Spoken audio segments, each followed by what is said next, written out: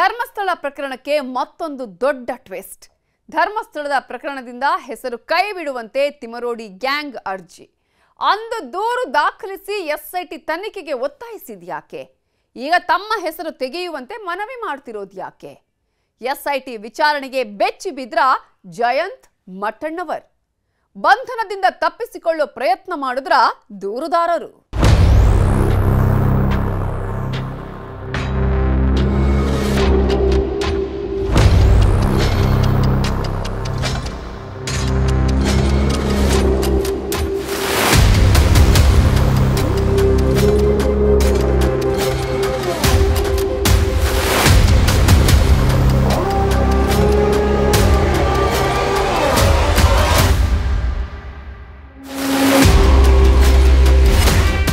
ಧರ್ಮಸ್ಥಳ ಪ್ರಕರಣದಲ್ಲಿ ತನಿಖಾ ವರದಿ ಸಲ್ಲಿಸಲು ಎಸ್ಐಟಿ ಸಿದ್ಧತೆ ಮಾಡಿಕೊಂಡಿದೆ. ಚಾರ್ಜ್ ಶೀಟ್ ಫ್ರೇಮ್ ಮಾಡುವ ಕೆಲಸಗಳು ಆಗ್ತಾ ಇವೆ. ಹೀಗೆ ಧರ್ಮಸ್ಥಳ ಪ್ರಕರಣ ಕ್ಲೈಮ್ಯಾಕ್ಸ್ ಹಂತಕ್ಕೆ ಬಂದಿರುವಾಗಲೇ ಈಗ ಪ್ರಕರಣಕ್ಕೆ ಯಾರೂ ಊಹಿಸಿರದ ತಿರುವು ಸಿಕ್ಕಿದೆ. ತನಿಖೆ ಮುಕ್ತಾಯ ಹಂತದಲ್ಲಿರುವಾಗಲೇ ತಮ್ಮ ವಿರುದ್ಧ ಕೇಸ್ ವಾಪಸ್ ಪಡೆಯಲು ದೂರುದಾರರು ಮುಂದಾಗಿದ್ದಾರೆ.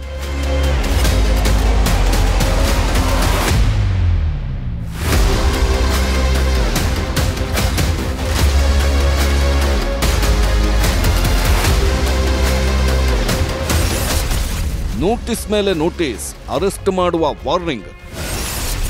100 ಗಂಟೆಗಳ ಕಾಲ ವಿಚಾರಣೆ, ಎಸ್ಐಟಿಗೆ ಬೆಚ್ಚಿ ಬಿದ್ರ ದೂರುದಾರರು. ಎಫ್ಐಆರ್ ರದ್ದು ಮಾಡುವಂತೆ ಕೋರಿ ಅರ್ಜಿ, ದೂರು ವಾಪಸ್ ಪಡೆಯಲು ಸಾಧ್ಯನಾ? ಧರ್ಮಸ್ಥಳದಲ್ಲಿ 100 ಶವಗಳನ್ನ ಹೂಳಲಾಗಿದೆ. ತನಿಖೆ ಮಾಡಿದ್ರೆ ಬ್ರಹ್ಮಾಂಡ ರಹಸ್ಯ ಬಯಲಾಗುತ್ತೆ. ಅಂತಾರಾಷ್ಟ್ರೀಯ ಮಟ್ಟದಲ್ಲಿ ಈ ಸುದ್ದಿ ಸದ್ದು ಮಾಡುತ್ತೆ ಅಂತ ದೂರು ಕೊಟ್ಟಿದ್ದವರು ಈಗ ನಮಗೆ ಆ ದೂರು ಬೇಡ, ಯಾವುದೂ ಬೇಡ, ನಮ್ಮನ್ನ ಬಿಟ್ಬಿಡಿ, ನಾವು ವಿಚಾರಣೆಗೆ ಹಾಜರಾಗಲು ಆಗಲ್ಲ, ನಮ್ಮ ವಿರುದ್ಧ ದಾಖಲಾದ ಪ್ರಕರಣಗಳನ್ನೂ ಕೈಬಿಡಿ ಅಂತ ದೂರುದಾರರು ಕೇಳ್ಕೊಳ್ತಾ ಇದ್ದಾರೆ.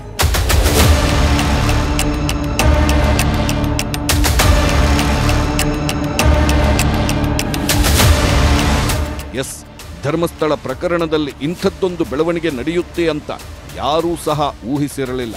ಎಸ್ಐಟಿ ಎಷ್ಟೇ ವಿಚಾರಣೆ ಮಾಡಿದ್ರು, ಎಷ್ಟೇ ತನಿಖೆ ಮಾಡಿದ್ರು ಮಠಣ್ಣವರ್, ಜಯಂತ್, ತಿಮರೋಡಿ ತಮ್ಮ ಹೋರಾಟ ನಿಲ್ಲಿಸೋದಿಲ್ಲ. ಅವರು ಸಾಕ್ಷಿಗಳನ್ನ ಕೊಟ್ಟು ಎಸ್ಐಟಿ ತನಿಖೆ ಮುಂದುವರಿಯುವಂತೆ ಮಾಡ್ತಾರೆ. ಧರ್ಮಸ್ಥಳದಲ್ಲಿ ಅಕ್ರಮವಾಗಿ ಹೂತಿದ್ದಾರೆ ಎನ್ನಲಾದ ಶವಗಳ ಬಗ್ಗೆ ಗೊತ್ತಾಗುವಂತೆ ಮಾಡ್ತಾರೆ ಅಂತ ಹೇಳಲಾಗಿತ್ತು. ಆದ್ರೆ ಈಗ ದೂರು ಕೊಟ್ಟಿದ್ದವರೇ ನಮಗೆ ಈ ಪ್ರಕರಣದ ಸಹವಾಸ ಬೇಡ, ನಮ್ಮ ಹೆಸರನ್ನ ಕೈಬಿಡಿ ಅಂತ ಮನವಿ ಮಾಡಿಕೊಳ್ತಾ ಇದ್ದಾರೆ.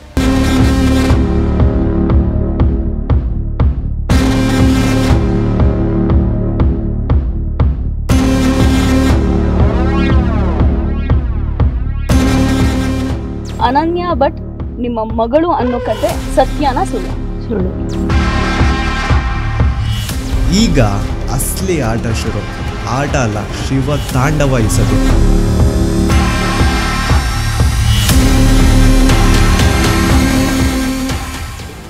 ಧರ್ಮಸ್ಥಳದಲ್ಲಿ 100 ಶವಗಳನ್ನು ಅಕ್ರಮವಾಗಿ ಹೂಳಲಾಗಿದೆ ಎಂಬ ಪ್ರಕರಣವನ್ನ ಸರ್ಕಾರ ಸೀರಿಯಸ್ ಆಗಿ ತೆಗೆದುಕೊಂಡಿತ್ತು.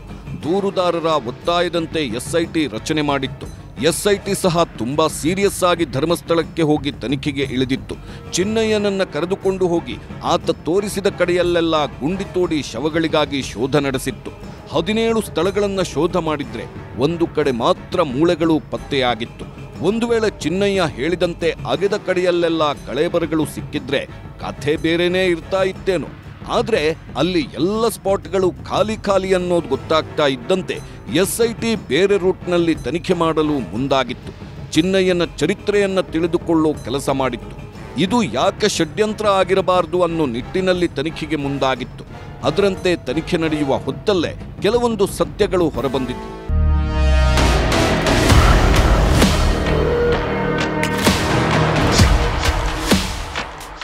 ನನ್ನ ಮಗಳು ಕಾಣೆಯಾಗಿದ್ದಾಳೆ, ಧರ್ಮಸ್ಥಳದಲ್ಲೇ ನನ್ನ ಮಗಳು ಕಿಡ್ನಾಪ್ ಆಗಿದ್ದಾಳೆ, ಆಕೆಯ ಅಸ್ಥಿಗಳನ್ನಾದರೂ ಹುಡುಕಿಕೊಡಿ ಅಂತ ಗೋಳಾಡಿದ್ದ ಸುಜಾತಾ ಭಟ್ ತನಗೆ ಮಗಳೇ ಇಲ್ಲ ಅನ್ನೋದನ್ನ ಒಪ್ಕೊಂಡಿದ್ಲು.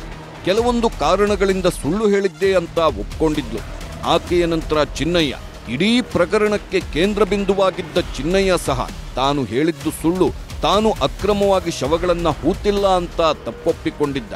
ಪ್ರಮುಖ ಸಾಕ್ಷಿ ದೂರುದಾರ ಚಿನ್ನಯ್ಯನೇ ನಾನು ಸುಳ್ಳು ಹೇಳಿದ್ದೆ ಅಂತ ಒಪ್ಪಿಕೊಂಡ ಮೇಲೆ ಇನ್ನೇನಿರುತ್ತೆ? ಚಿನ್ನಯ್ಯ ಮಾಡಿದ ತಪ್ಪಿಗೆ ಹೇಳಿದ ಸುಳ್ಳಿಗೆ ಅರೆಸ್ಟ್ ಆಗಿ ಜೈಲು ಸೇರಿದ್ದಾನೆ. ಕೋರ್ಟ್ನಲ್ಲೂ ಸತ್ಯವನ್ನ ಒಪ್ಪಿಕೊಂಡಿದ್ದಾನೆ.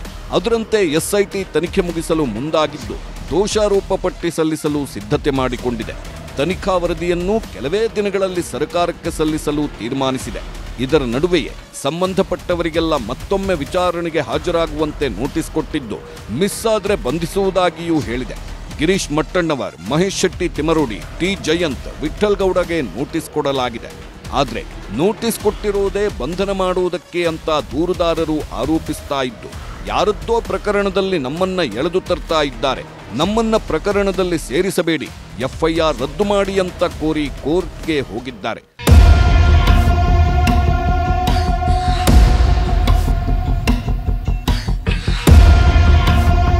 ಧರ್ಮಸ್ಥಳ ಪ್ರಕರಣ ಕೊನೆ ಹಂತಕ್ಕೆ ಬಂದಿರೋದ್ರಿಂದ ಈಗ ಇದು ಷಡ್ಯಂತ್ರ ಅನ್ನೋದನ್ನ ಎಸ್ಐಟಿ ದಾಖಲೆಗಳ ಮೂಲಕ ತೋರಿಸಬೇಕಾಗಿದೆ.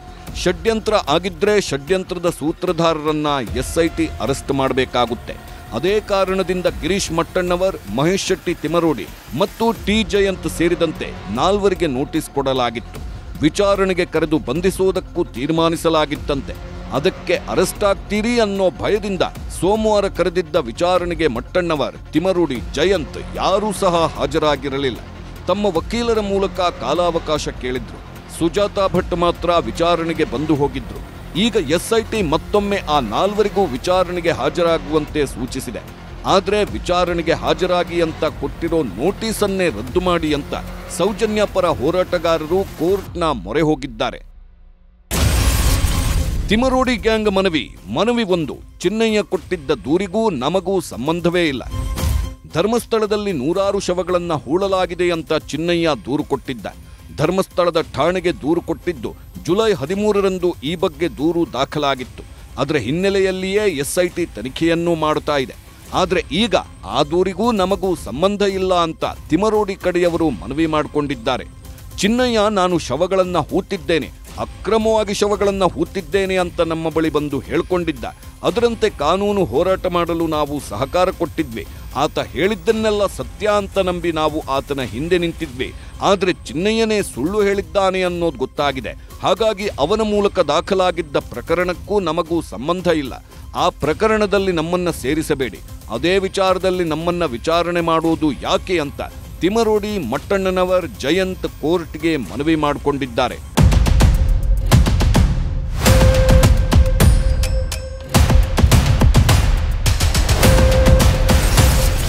ಮನವಿ 2. ಚಿನ್ನಯ್ಯ ವಿರುದ್ಧ ಸುಳ್ಳು ದೂರು, ಷಡ್ಯಂತ್ರ ಕೇಸನ್ನೂ ರದ್ದು ಮಾಡಿ. ಚಿನ್ನಯ್ಯ ಸುಳ್ಳು ಹೇಳಿದ್ದಾನೆ ಅಂತ ಗೊತ್ತಾದ ನಂತರ ಚಿನ್ನಯ್ಯನ ವಿರುದ್ಧ ಸುಳ್ಳು ಹೇಳಿದ ದೂರು ಮತ್ತು ಷಡ್ಯಂತ್ರದ ದೂರನ್ನ ದಾಖಲು ಮಾಡಿ ಆತನನ್ನ ಅರೆಸ್ಟ್ ಮಾಡಲಾಗಿದೆ. ಸದ್ಯ ಚಿನ್ನಯ್ಯ ಶಿವಮೊಗ್ಗ ಜೈಲಿನಲ್ಲಿದ್ದಾನೆ. ಆದರೆ ಷಡ್ಯಂತ್ರ ಕೇಸಿನಲ್ಲಿ ಮಟ್ಟಣ್ಣವರ್, ತಿಮರೋಡಿ, ಜಯಂತ್, ವಿಠ್ಠಲ್ ಗೌಡ ಹೆಸರುಗಳನ್ನೂ ಸೇರಿಸಲಾಗಿದೆಯಂತೆ. ಹಾಗಾಗಿ ಆ ಪ್ರಕರಣವನ್ನು ರದ್ದು ಮಾಡಿ ಅಂತ ತಿಮರೋಡಿ ಗ್ಯಾಂಗ್ ಮನವಿ ಮಾಡಿಕೊಂಡಿದೆ. ಧರ್ಮಸ್ಥಳ ಪ್ರಕರಣ ಷಡ್ಯಂತ್ರ ಅನ್ನೋದಾದ್ರೆ ಷಡ್ಯಂತ್ರದಲ್ಲಿ ಕೇವಲ ಚಿನ್ನಯ್ಯ ಮಾತ್ರ ಇರೋದಕ್ಕೆ ಸಾಧ್ಯ ಇಲ್ಲ. ಚಿನ್ನಯ್ಯನ ಜೊತೆಗೆ ಬೇರೆಯವರು ಸಾಥ್ ಕೊಟ್ಟಿರಬೇಕು. ಅದು ಬೇರೆ ಯಾರೂ ಅಲ್ಲ, ಚಿನ್ನಯ್ಯನಿಗೆ ನ್ಯಾಯಾಂಗ ಹೋರಾಟಕ್ಕೆ ಸಹಕಾರ ಮಾಡಿದ ಈ 4. ಚಿನ್ನಯ್ಯನನ್ನ ತಿಮರೋಡಿ ತಮ್ಮ ಮನೆಯಲ್ಲಿಟ್ಕೊಂಡಿದ್ರು. ಮಟ್ಟಣ್ಣನವರ್ ಅವರನ್ನ ಕೆಲವು ಕಡೆ ಕರೆದುಕೊಂಡು ಹೋಗಿದ್ರು. ಸ್ವಲ್ಪ ಹಣ ಸಹಾಯವೂ ಮಾಡಿದ್ದಾರೆ. ಜಯಂತ್ ಚಿನ್ನಯ್ಯನನ್ನ ದೆಹಲಿಗೂ ಕರೆದುಕೊಂಡು ಹೋಗಿದ್ರು. ಹಾಗಾಗಿ ಇವರೆಲ್ಲರೂ ಷಡ್ಯಂತ್ರದ ಭಾಗ ಅಂತ ಎಸ್ಐಟಿ ತೀರ್ಮಾನಿಸಿದೆಯಂತೆ. ಅದಕ್ಕೆ ಮತ್ತೊಮ್ಮೆ ವಿಚಾರಣೆಗೆ ಕರೆಯಲಾಗಿದೆ ಅಂತ ಹೇಳಲಾಗ್ತಾ ಇದೆ.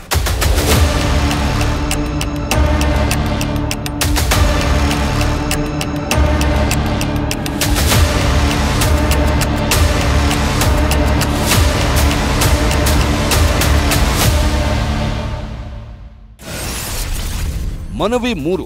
ಎಸ್ಐಟಿ ನೀಡಿರೋ ಅಕ್ಟೋಬರ್ 24ರ ನೋಟಿಸ್ ರದ್ದು ಮಾಡಿ. ತಿಮರೋಡಿ ಗ್ಯಾಂಗ್ ಕೋರ್ಟ್ನಲ್ಲಿ 3ನೇ ಮನವಿಯನ್ನು ಮಾಡಿಕೊಂಡಿದೆ. ಅದು ಏನಪ್ಪಾ ಅಂದ್ರೆ ಅಕ್ಟೋಬರ್ 24ರಂದು ಮಟ್ಟಣ್ಣವರ್, ತಿಮರೋಡಿ, ಜಯಂತ್, ವಿಠ್ಠಲ್ ಗೌಡಗೆ ವಿಚಾರಣೆಗೆ ಹಾಜರಾಗಲು ನೋಟಿಸ್ ಜಾರಿ ಮಾಡಲಾಗಿತ್ತು. ಆದರೆ ನಮ್ಮ ಮೇಲೆ ಆರೋಪಗಳೇ ಇಲ್ಲ. ಆದರೂ ನಮ್ಮನ್ನ ಪದೇ ಪದೇ ವಿಚಾರಣೆಗೆ ಕರೆಯಲಾಗ್ತಾ ಇದೆ. ಈಗಾಗಲೇ 100 ಗಂಟೆಗಳಿಗಿಂತ ಹೆಚ್ಚಾಗಿ ವಿಚಾರಣೆ ಮಾಡಿದ್ದಾರೆ. ಈ ಬಾರಿ ವಿಚಾರಣೆಗೆ ಕರೆದು ಬಂಧನ ಮಾಡೋ ಸಾಧ್ಯತೆ ಇದೆ. ಹಾಗಾಗಿ ವಿಚಾರಣೆಗೆ ಹಾಜರಾಗುವಂತೆ ಕೊಟ್ಟಿರೋ ನೋಟಿಸನ್ನೇ ರದ್ದು ಮಾಡಬೇಕು ಅಂತ ಕೋರ್ಟ್ಗೆ ಮನವಿ ಮಾಡಿಕೊಂಡಿದ್ದಾರೆ. ಧರ್ಮಸ್ಥಳ ಬುರುಡೆ ಪ್ರಕರಣದಲ್ಲಿ ನಮ್ಮ ಪಾತ್ರ ಏನೂ ಇಲ್ಲ. ಆದರೂ ನಮ್ಮನ್ನ ಪ್ರಕರಣದಲ್ಲಿ ಸೇರಿಸೋ ಪ್ರಯತ್ನ ಮಾಡಲಾಗ್ತಾ ಇದೆ. ಚಿನ್ನಯ್ಯ ತನ್ನ 164 ಸ್ಟೇಟ್ಮೆಂಟ್ನಲ್ಲಿ ನಮ್ಮ ಹೆಸರು ಹೇಳಿಲ್ಲ, ಇದನ್ನ ಷಡ್ಯಂತ್ರ ಅಂತಲೂ ಹೇಳಿಲ್ಲ. ಆದರೂ SIT ಹೊಸ ಪ್ರಕರಣಗಳನ್ನು ದಾಖಲಿಸಿ ನಮ್ಮನ್ನೂ ಪ್ರಕರಣದಲ್ಲಿ ಸೇರಿಸಿದ್ದಾರೆ. ಹಾಗಾಗಿ ಎಲ್ಲ ಪ್ರಕರಣಗಳನ್ನು ರದ್ದು ಮಾಡಬೇಕು, ನಮ್ಮನ್ನ ಯಾವುದೇ ವಿಚಾರಣೆಗೆ ಕರೆಯಬಾರದು, ವಿಚಾರಣೆಗಾಗಿ ಕೊಟ್ಟಿರೋ ನೋಟಿಸನ್ನು ರದ್ದು ಮಾಡಿ ಅಂತ ತಿಮರೋಡಿ ಗ್ಯಾಂಗ್ ಕೋರ್ಟ್ನಲ್ಲಿ ಮನವಿ ಮಾಡಿದೆ.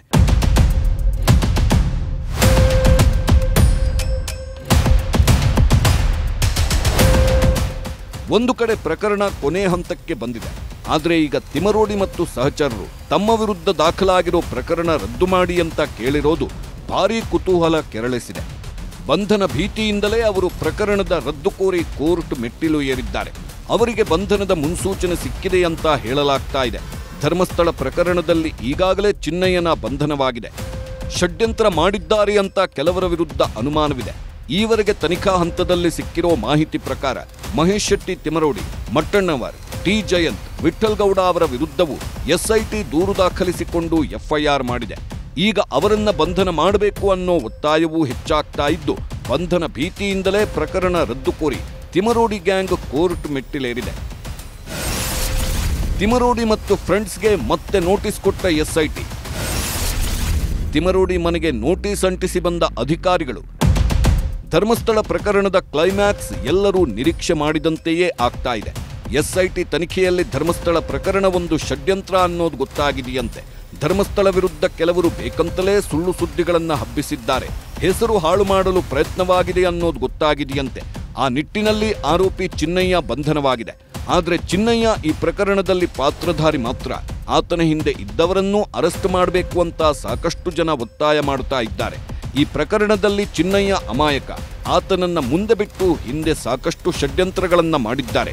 ಆ ಷಡ್ಯಂತ್ರ ಮಾಡಿದ ಸೂತ್ರಧಾರಿಗಳನ್ನ ಹಿಡಿಯಬೇಕು ಅನ್ನೋ ಒತ್ತಾಯ ಇದೆ.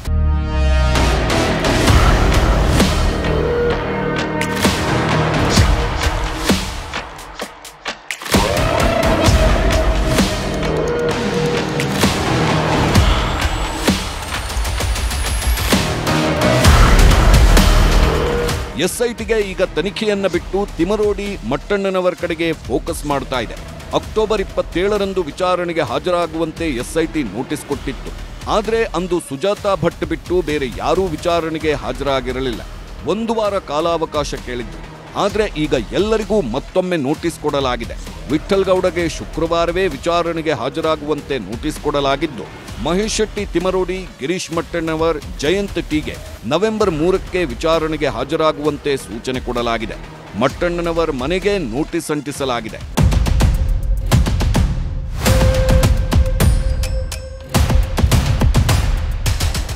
ಒಂದು ಬುರುಡೆ ಇಟ್ಟುಕೊಂಡು ಬೆಂಗಳೂರಿನಿಂದ ದೆಹಲಿವರೆಗೂ ಓಡಾಡಿದವರು ಮಟ್ಟಣ್ಣವರ್ ಮತ್ತು ಜಯಂತ್. ಅವರ ಹಿಂದೆ ವಿಠ್ಠಲ್ ಗೌಡ, ಮಹೇಶ್ ಶೆಟ್ಟಿ ತಿಮರೋಡಿ ಹೆಸರು ಇರೋದು ಗೊತ್ತಾಗಿದೆ. ಚಿನ್ನಯ್ಯ ಮತ್ತು ಆತನ ಪತ್ನಿ ಮಹೇಶ್ ಶೆಟ್ಟಿ ತಿಮರೋಡಿ ಮನೆಗೆ ಹೋಗಿ ಅವರ ಜೊತೆ ಧರ್ಮಸ್ಥಳದಲ್ಲಿ ನಡೆದ ಘಟನೆಗಳ ಬಗ್ಗೆ ಹೇಳಿದ್ರು. ಎಲ್ಲೆಲ್ಲಿ ಏನೇನಾಗಿತ್ತು, ಎಲ್ಲೆಲ್ಲಿ ಹೆಣ ಹೂತಿದ್ದೆ ಅನ್ನೋದನ್ನ ಹೇಳಿದ್ದ. ಅಲ್ಲದೆ ಅವರ ಮನೆಯಲ್ಲೇ ಕೆಲಕಾಲ ಆಶ್ರಯವನ್ನೂ ಪಡೆದುಕೊಂಡಿದ್ದಂತೆ. ಆ ಎಲ್ಲ ಮಾಹಿತಿಯಂತೆ ತಿಮರೋಡಿಯನ್ನ ವಿಚಾರಣೆ ಮಾಡಿ ಹೆಚ್ಚಿನ ವಿಚಾರಣೆಗೆ ಬಂಧನ ಮಾಡಲು SIT ತೀರ್ಮಾನಿಸಿದೆ. ಇನ್ನು ಜಯಂತ್ ಮತ್ತು ಮಟ್ಟಣ್ಣವರ್ ಈ ಪ್ರಕರಣದಲ್ಲಿ ಅತಿ ಮುಖ್ಯ ಎನ್ನಿಸಿಕೊಂಡಿದ್ದಾರೆ. ಅವರೇ ಬುರುಡೆಯನ್ನ ತಮ್ಮ ಜೊತೆಯಲ್ಲಿಟ್ಕೊಂಡು ಓಡಾಡಿದ್ದಾರೆ. ಬೆಂಗಳೂರಿನಲ್ಲಿ 2 ಸ್ಥಳಗಳಲ್ಲಿ ಬುರುಡೆ ಇಟ್ಕೊಂಡು ಮೀಟಿಂಗ್ ಮಾಡಿದ್ದಾರೆ. ನಂತರ ಅದನ್ನೇ ತೆಗೆದುಕೊಂಡು ದೆಹಲಿಗೂ ಹೋಗಿದ್ದಾರೆ. ಅವರು ಬುರುಡೆ ಇಟ್ಟುಕೊಂಡು ಧರ್ಮಸ್ಥಳ ವಿರುದ್ಧ ಪ್ಲಾನ್ ಮಾಡಿರುವುದಕ್ಕೆ ಸಾಕ್ಷಿಗಳು ಸಿಕ್ಕಿವೆ. ಹಾಗಾಗಿ ಅವರ ಹೆಸರನ್ನೂ ಪ್ರಕರಣದಲ್ಲಿ ಸೇರಿಸಲಾಗಿದೆ.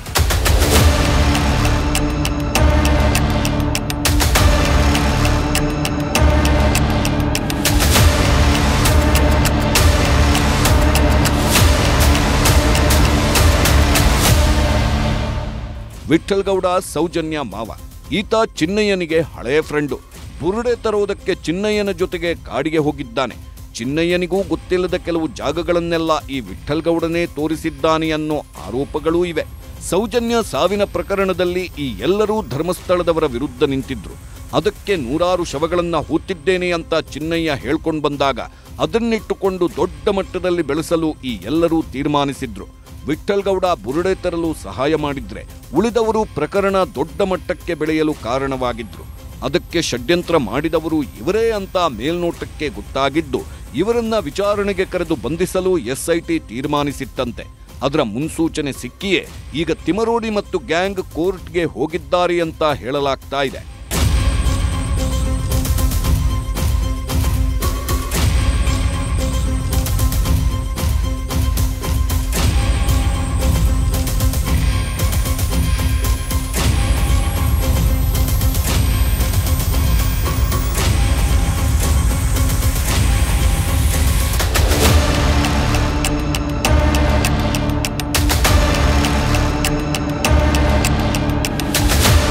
ಒಂದು ಬುರುಡೆ ಈಗ 4 ಬುರುಡೆ ಬಿಸಿಯಾಗುವಂತೆ ಮಾಡಿದೆ.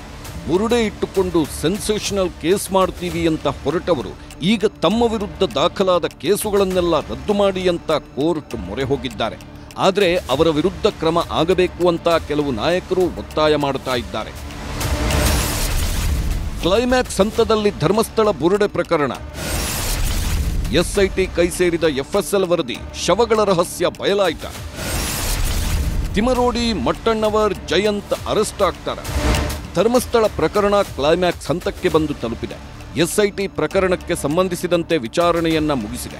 ಸಾಕ್ಷ್ಯಗಳನ್ನ ಸಂಗ್ರಹ ಮಾಡಿದೆ. ವರದಿಯನ್ನೂ ರೆಡಿ ಮಾಡಿದೆ. ಶವಗಳ ಶೋಧ ಮಾಡಿದಾಗ ಸಿಕ್ಕಿದ್ದ ಮೂಳೆಗಳ FSL ವರದಿ ಸಹ ಎಸ್ಐಟಿ ಕೈ ಸೇರಿದೆ. ಇನ್ನೇನು ಸರ್ಕಾರಕ್ಕೆ ವರದಿ ಸಲ್ಲಿಸಬೇಕು. ಅದಕ್ಕೆ ಬುರುಡೆ ಪ್ರಕರಣ ಸಂಬಂಧಿಸಿದಂತೆ 4ರನ್ನ ವಿಚಾರಣೆ ಮಾಡಿ ಪ್ರಕರಣಕ್ಕೆ ಫೈನಲ್ ಟಚ್ ಕೊಡಲು ಎಸ್ಐಟಿ ಮುಂದಾಗಿತ್ತು. ಆದರೆ ಕಹಾನಿ ಮೇ ಟ್ವಿಸ್ಟ್ ಹೇ ಅನ್ನೋ ರೀತಿ ಬುರುಡೆ ಪ್ರಕರಣದಲ್ಲಿ ಭಾಗಿಯಾಗಿದ್ದವರನ್ನೆಲ್ಲ ಮತ್ತೊಮ್ಮೆ ವಿಚಾರಣೆ ಮಾಡಲು ಎಸ್ಐಟಿ ತೀರ್ಮಾನಿಸಿದೆ.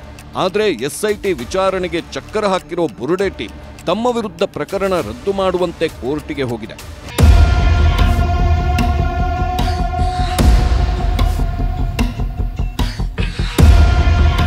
ಧರ್ಮಸ್ಥಳ ಪೊಲೀಸ್ ಠಾಣೆಯಲ್ಲಿ ದಾಖಲಾಗಿರುವ FIR ಸಂಖ್ಯೆ 39/2025 ರದ್ದುಪಡಿಸಬೇಕು ಎಂದು ಕೋರಿ ಗಿರೀಶ್ ಮಟ್ಟಣ್ಣನವರ್, ಮಹೇಶ್ ಶೆಟ್ಟಿ ತಿಮರೋಡಿ, ಟಿ ಜಯಂತ್ ಹಾಗೂ ವಿಠಲ್ ಗೌಡ ಅವರು ಹೈಕೋರ್ಟ್ಗೆ ಅರ್ಜಿ ಸಲ್ಲಿಸಿದ್ರು. ಈ ಅರ್ಜಿಯು ನ್ಯಾಯಮೂರ್ತಿ ಮೊಹಮ್ಮದ್ ನವಾಜ್ ಅವರ ಏಕಸದಸ್ಯ ಪೀಠದಲ್ಲಿ ವಿಚಾರಣೆ ನಡೆದಿದೆ. ತನಿಖಾ ತಂಡವು ಈಗಾಗಲೇ ತಮ್ಮನ್ನ 100 ಗಂಟೆಗಳಿಗೂ ಹೆಚ್ಚು ಕಾಲ ವಿಚಾರಣೆ ನಡೆಸಿದೆ. ದಾಖಲಾಗಿರುವ 164 ಹೇಳಿಕೆಗಳಲ್ಲಿ ತಮ್ಮ ವಿರುದ್ಧ ಯಾವುದೇ ಆರೋಪಗಳು ಕಂಡುಬಂದಿಲ್ಲ. ಆದರೂ ಅಕ್ಟೋಬರ್ 24ರಂದು ವಿಚಾರಣೆಗೆ ಹಾಜರಾಗುವಂತೆ ಮತ್ತೆ ನೋಟಿಸ್ ನೀಡಲಾಗಿದೆ. ವಾಟ್ಸ್ಆಪ್ ಮತ್ತು ಇಮೇಲ್ ಮೂಲಕ ನೋಟಿಸ್ ಅನ್ನ ಕಳುಹಿಸಲಾಗಿದ್ದು ಖುದ್ದಾಗಿ ಬಂದು ನೀಡಿಲ್ಲ. ಒಂದು ವೇಳೆ ವಿಚಾರಣೆಗೆ ಹಾಜರಾದರೆ ತಮ್ಮನ್ನ ಬಂಧಿಸುವ ಸಾಧ್ಯತೆ ಇದೆ. ಹಾಗಾಗಿ ಪ್ರಕರಣವನ್ನೇ ರದ್ದುಗೊಳಿಸುವಂತೆ ಅರ್ಜಿಯಲ್ಲಿ ಉಲ್ಲೇಖಿಸಲಾಗಿದೆ. ಬೆಂಗಳೂರು ನನ್ನ ಮನೆಗೆ ನೋಟಿಸನ್ನು ಅಂಟಿಸಿದ್ದಾರೆ.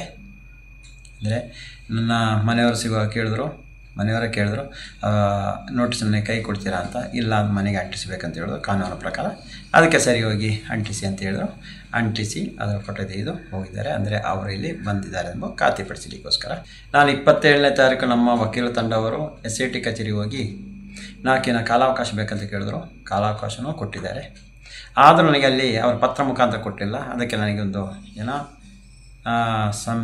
ಒಂದು ಡೌಟ್ ಆಗ್ತಾಯಿತ್ತು. ಮುಂದಕ್ಕೆ ಬಂಧನ ಆಗೋದಿದೆಯಾ, ನಾನೇನಕ್ಕೆ ಬಂಧನ ಆಗೋದು, ಅವರು ಇಲ್ಲಿವರೆಗೆ ಬಂದು ಬಂಧನ ಮಾಡ್ಕೊಂಡು ಹೋಗೋದು, ಇದು ಯಾವುದು ಬೇಡ. ಅದಕ್ಕೋಸ್ಕರ ಮೇಲಾಧಿಕಾರಿಯವರಿಗೆ ಕೇಳಿದೆ. ನಾನು 28 ತಾರೀಕು ಬರಬೇಕಾ, ನೀವು 4 ದಿನ ಕಾಲಾವಕಾಶ ಕೊಟ್ಟಿದ್ರೆ ಹೌದಾ, ಹಾಗಾದ್ರೆ ಶುಕ್ರವಾರ ಇಲ್ಲ ಶನಿವಾರ ಬಂದರೆ ಸಾಕಂತ ಕೇಳಿದೆ. ಸಾಕಂತ ಹೇಳಿದ್ರು. ಆ ನಂತರ ಕೆಲವೊಂದು ಅಲ್ಲಿ ಬೇರೆ ಮೇಲಾಧಿಕಾರಿಯವರಿಗೆ ಕರೆ ಮಾಡಿ ಕೇಳಿದೆ, ಶುಕ್ರವಾರ ಬರ್ತೀನಿ ಸಾಕ ಸರ್ ಅಂತ. ಓಕೆ ಬನ್ನಿ ಅಂತ ಹೇಳಿದ್ರು. ಇಲ್ಲ ಬಂಧನೇನ ಮಾಡೋದು, ಇಲ್ಲ ಮಾಧ್ಯಮ ಮುಂದೆ ತೋರಿಸು, ಅದೇನ ಇದ್ದರೆ ನನಗೆ ಮುಂಚೆನೇ ಹೇಳಿಬಿಡಿ, ಏನಕ್ಕೆ ಸುಮ್ಮನೆ ನಾನೇ ಬಂದುಬಿಡ್ತೀನಿ ಅಂತ ಹೇಳಿದೆ. ಇಲ್ಲ ಬನ್ನಿ ಅಂತ ಹೇಳಿದ್ರು. ಬೇರೆ ನಿಮ್ಮ ಹತ್ರ ಕೇಳಲ್ಲ, ನಾನು ಯಾವುದೇ ಕಾರಣಕ್ಕೂ ಹೋಗಿಲ್ಲ, ಹೋಗೋದು ಇಲ್ಲ. ಜಾಸ್ತಿ ಅಂದರೆ ತಪ್ಪಿಲ್ಲದಿದ್ರು ಇವಾಗ ತಪ್ಪಿಸ್ತಾರಂತೆ ಮಾಡಿ ನಮ್ಮನ್ನೇನಾದ್ರು ಜೈಲಿಗೆ ಹಾಕಿದ್ರು ಮುಂದೆ ಜೈಲಿಗೆ ಹಾಕ್ಬೋದು, ಇಲ್ಲ ದೊಡ್ಡದಂದರೆ ಒಂದು ಮರಣದಂಡ ಸಿಗುವುದು.